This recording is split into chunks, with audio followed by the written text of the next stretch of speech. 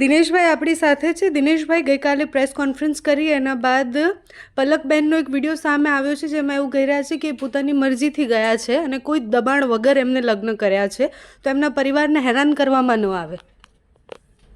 બેન, આજે જે વિડીયો આવ્યો છે અને અમે જે ગઈકાલે દહેશત રજૂ કરી હતી આજે સાબિત થઈ છે. કારણ કે દીકરીને ગાડીમાં બેસાડીને દીકરા તરફથી એક કાગળ વાંચવા માટે આપવામાં આવે છે ને એ દીકરી વાંચી રહી છે. કોઈ પણ વ્યક્તિ આ વિડીયો જોશે તમને ખ્યાલ આવી જશે કે દીકરીને કહેવામાં આવી રહ્યું છે કે તમારે આવું નિવેદન આપવાનું છે. જે વાત અમે છેલ્લા ઘણા લાંબા સમયથી કરી રહ્યા છીએ. અમારી એ જ માંગણી છે કે દીકરીને ખેડા પોલીસ સ્ટેશનમાં રજૂ કરવામાં આવે અને પોલીસ સ્ટેશનની અંદર એના મા બાપ સાથે વાતચીત કરવા દેવામાં આવે અને દીકરીનો જે કઈ વિચાર હોય, જે કઈ ઈચ્છા હોય એ રજૂ કરવામાં આવે. પરંતુ આને તો રણછોડ રબારી દ્વારા શીખડાવીને, દબાવીને, ધમકાવીને, ફોસલાવીને પણ એક વિડીયો બનાવવાનું કહેવામાં આવ્યું છે. હવે અમારી શંકા સ્પષ્ટ છે કે દીકરી સાથે કોઈ પણ પ્રકારની અઘટિત ઘટના બની છે અને એને દબાણ કરવામાં આવી રહ્યું છે. દીકરી તાત્કાલિક ધોરણે ખેડા પોલીસ સ્ટેશનમાં હાજર થાય એવો અમે ઈચ્છી રહ્યા છીએ અને દીકરીને રક્ષા કરવાની પણ જવાબદારી અમારી છે, દીકરીની સુરક્ષાની પણ જવાબદારી અમારી છે. એટલે દીકરીએ કોઈ પણ પ્રકારે ડરવાની જરૂર નથી. એને જે કોઈ લોકો દબાવી રહ્યા છે, જે કોઈ લોકો વાત કરી રહ્યા છે, એ લોકોના નામ એને આવીને સામે આપવા જોઈએ. એ વિડીયોમાં લાસ્ટમાં એવું પણ કહે છે કે હું ખેડા પોલીસ સ્ટેશનમાં પોતાની વાત રજૂ કરવા માટે તો જાવ જ છું, જવાબ લખાવવા માટે, પણ એની વચ્ચે મારા ફેમિલીમાં એટલે પિયુષભાઈના ફેમિલીમાં કે પછી એમના ઉપર કોઈ હુમલો કે કાંઈ થાય છે તો એના જવાબદાર એ પાટીદાર આગેવાનો હશે. ગુજરાતમાં કોઈ પણ વ્યક્તિની તાકાત નથી કે અમારી દીકરીને કંઈ પણ કરી શકે.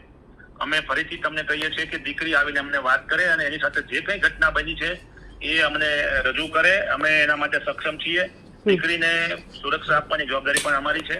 સાથે સાથે આ જે વિડીયો બનાવવામાં આવી રહ્યો છે એ વિડીયો ક્યાંથી અપલોડ કરવામાં આવ્યો એની પણ તપાસ ચાલી રહી છે. વિડીયો અપલોડ કર્યા પછી દીકરીને ગાડીમાંથી બેસાડી શું કામ, કેમ જાહેર સ્થળો પરથી કહેવામાં ન આવ્યું કે અમે આ જગ્યાએ છીએ, આ જગ્યાએ છીએ? એટલે દીકરીનું અપહરણ થયું છે, દીકરીને દબાવવામાં આવી રહી છે અને દીકરી પાસે વિડીયો બનાવવામાં આવી રહ્યા છે. દીકરી હાજર થઈને એવું કહે છે કે એને પિયુષ સાથે જ રહેવું છે, પછી આ મેટર સોલ્વ થઈ જશે.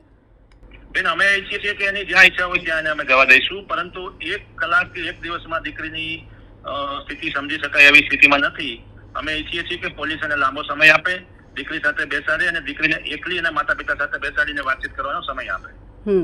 પરિવાર શું કહી રહ્યો છે? કારણ કે તમે જે 25 લાખ રૂપિયાના આક્ષેપ કર્યા હતા ગઈકાલે પ્રેસ કોન્ફરન્સ થઈ, આક્ષેપ હતો પરિવારે જ એને મળવા ગયું હતું અને પરિવારે જ જે રામજીભાઈ રબારીએ કીધું હતું. બીજી બાબત એ છે બેન, દીકરીને દીકરો તો ગમે ત્યાં ગયા હોય, એ પોતાની સુરક્ષા માટે આટા મારતા હશે, કદાચ ક્યાંક છુપાઈને રહેતા હશે, પણ રણછોડ રબારી શું કામ ભાગી રહ્યો છે? રણછોડ રબારી શું કામ ફરાર થઈ રહ્યો છે જો એ દોષિત નથી તો અમારો સ્પષ્ટ આક્ષેપ છે કે રણછોડ રબારી સામે પહેલા ધરપકડ કરવામાં આવે અને રણછોડ રબારીને જ આ બાબતની સંપૂર્ણ માહિતી લેવામાં પોલીસ અમને મદદ કરે. તમે ફરિયાદમાં શું લખાવ્યું છે? રણછોડભાઈ સામે ફરિયાદ કરી છે કે પિયુષભાઈ સામે ફરિયાદ કરી છે? પ્રથમ ફરિયાદ અમે ગુમસુદાની આપી છે. બીજા દિવસે મેરેજ સર્ટિફિકેટ આવ્યા પછી પિયુષની સામે અને એના પરિવાર સામે આપેલી છે અને પછી જયારે માહિતી મળતા અને રણછોડભાઈએ પોતે વાતને સ્વીકારતા અમે રણછોડભાઈ રબારી સામે પણ ફરિયાદ આપેલી છે. તમારી કોઈ એવી માંગણી છે કે દીકરી પાછી આપો? કારણ કે છેલ્લા કેટલાય સમયથી સમાજો તો એવું કહી રહ્યા છે કે દીકરી પાછી આપો. દીકરી પાછી આપવાનો પ્રશ્ન 2 નંબરની વાત છે. દીકરીને હાજર કરવાની વાત પહેલા છે અને દીકરીને સારી રીતે સમજવાની જરૂર છે. દીકરીને 15 દિવસ સુધી એક ધારું ટોર્ચર કરીને ફરજ પાડવામાં આવી રહી છે કે તારે આવી રીતે રહેવાનું છે, તારે આવું કહેવાનું છે, તારે આવું બોલવાનું છે. એટલે અમે ઈચ્છી રહ્યા છીએ કે દીકરીને સ્વતંત્ર રહેવા દેવામાં આવે અને એને જેનો જે ઈચ્છા હોય એના માતા પિતાને જણાવે. Okay, thank you so much Dineshbhai.